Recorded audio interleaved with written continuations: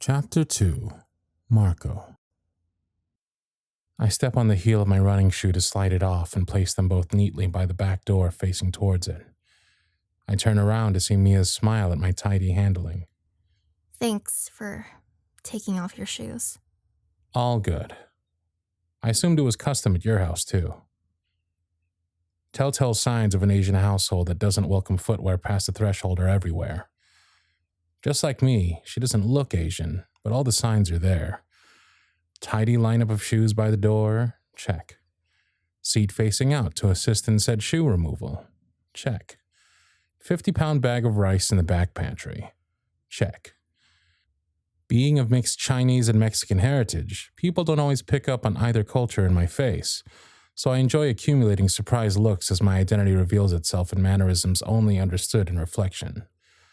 I collect on my trading cards as if it makes up for being treated as other. I don't get Mia's surprised look, though. Just a kind smile welcomes me wholly. Where do you want me? If it were a different town, a different night, I might have taken the coffee offer as an invitation to walk straight over and show her my fireman's carry to bed. But with Mia, I know I'd get my ass handed to me immediately. Anywhere that feels good. I'll get you something to wear. What would feel good would be to wrap my arms around this woman and discover what she smells like. She's gorgeous. Thick in all the areas I'd like to sink into. And clearly won't take anyone's shit. She's fiery, and I like it. But something about her seems sweet, too. I guess I'd find the scent of strawberries or honey at the nape of her neck. Or maybe I just want to tease her with them. Either way, I've got to adjust myself while I wait thinking about it. I move past her plant-filled kitchen to find a cozy living room with curtains drawn so that you can see her entire back garden from the center of it. Note to self, I can see straight into my living room from here.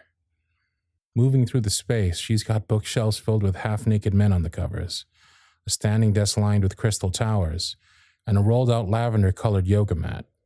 The space is bright and welcoming, just like Mia.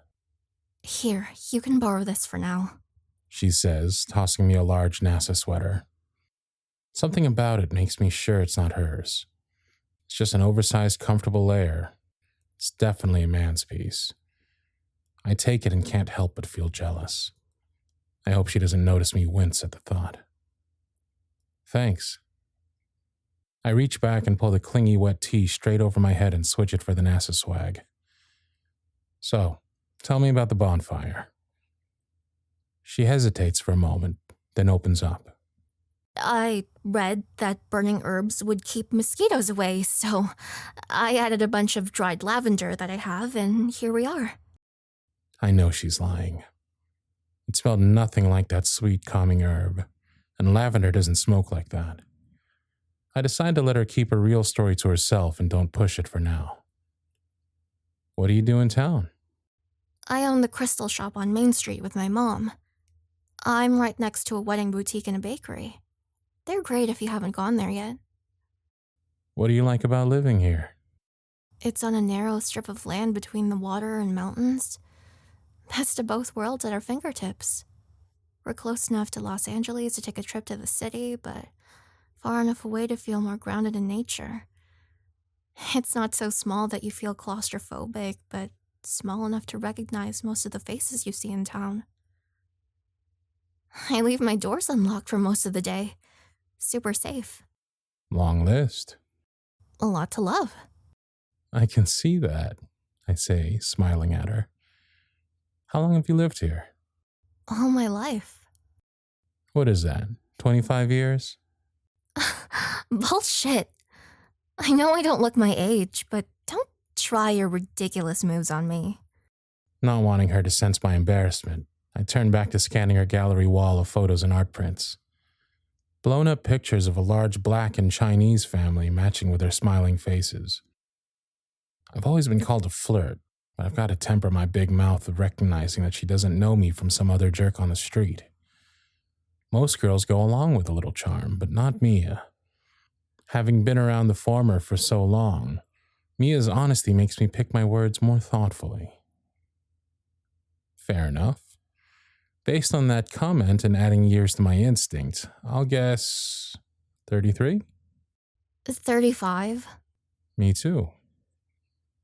In a new town where everything seems like a discovery, it's nice to find some small commonality with someone I just met. There's something about you that feels so familiar. Okay. Quit with the cheesy lines. Clearly, you wouldn't be having any of that. I'm serious. I'm not saying it to get a reaction out of you. I'm glad I met you today. Even with a face full of freezing cold ice water? You can't scare me away. Oh, yeah? What would scare you then? Losing someone important. Something about this woman has me sharing thoughts I barely want to think of on my own. Maybe it's because I know she'll detect any shit I say and promptly throw it back at me. Maybe it's because she's welcomed me into her home so easily. Either way, I already like opening up to her. Instead of changing the subject or wincing from my raw truth, she sits down casually cross-legged on her sofa and pats the seat next to her. I imagine that's a hard part of your job. How is she reading my mind right now? There's definitely highs and lows of being a firefighter. I was definitely not ready for the compartmentalization I'd have to do to stay sane, I say, sitting down. Sorry, I don't mean to be a drag. I leave an opening for a change in conversation, an easy path out, an emergency exit away from a darker conversation that looks like it might feel foreign in her home filled with light. She completely ignores it and pulls the parachute ripcord to go directly to it instead. I've had a lot of family at the fire department, so I kind of get it. I know I can't totally understand what it's like, but I'm happy to listen if you ever need to talk. It's not an easy lifestyle. Not everyone could do what you do. It's been a hard year, I let slip. She places her hand on mine and the heat of it quickly spreads to my chest. She doesn't push, doesn't ask a follow-up question, just offers a connection, a safe harbor, something I haven't had in years. I just met her, but I already want to stay here. Drop my anchor and never leave. There was a fire last year that got out of control and I lost a friend from my team. It's hard to say out loud, but I know I can keep going with her still holding my hand in hers. Sadly, we're interrupted by her doorbell, but she doesn't get up. She just sits patiently, considering my share. I should get going. It's okay, I say, standing up. Give me your number and I'll text you. I'll show you around town, or we could just take a walk. She says, already unlocking her phone. From the way my heart's pounding, you'd think she invited me into her bedroom. How does she make the most mundane activities sound thrilling? Thanks, Mia. I really like that. I move towards the front door and am praying there's not a man waiting for her to open it up.